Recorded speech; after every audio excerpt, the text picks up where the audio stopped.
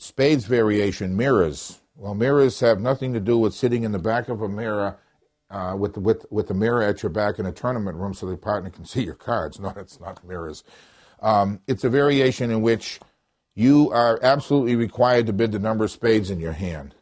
Well, that's good because at least you know who holds what spades. The problem with the game is that it's just one of those silly, fluffy side games that you play for giggles, because if this hand was the case, and you might want to scope this puppy out, here's a game where you're forced to bid 4 because mirrors requires you to bid 4 with spades. Well, what are the prospects of making 4 tricks with this hand? Pretty awful. I mean, you'd be lucky to take 2 of those spades, and you'd have to be really lucky. So it's just a fluff game. The other side of the game is that let us suppose that you had only 1 spade, but you had aces and kings galore in the side suits. Well, then you'd be forced to bid 1, and you might woof up 6 tricks.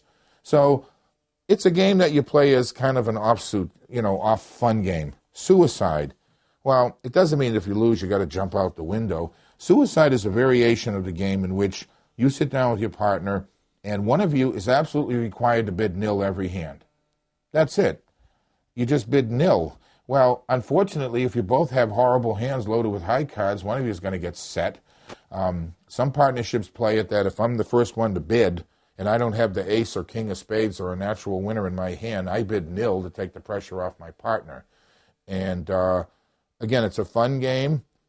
Keep in mind that one of you has to bid nil, and the other one can bid whatever they want. So obviously the games go a long time because you get a lot of setting and bagging and what have you. I don't really prefer the game, but I guess if I'm looking for an alternative format of the game or variation, then I'll consider it. Again, lots of these variations are mentioned in the book, and they're also available on the internet.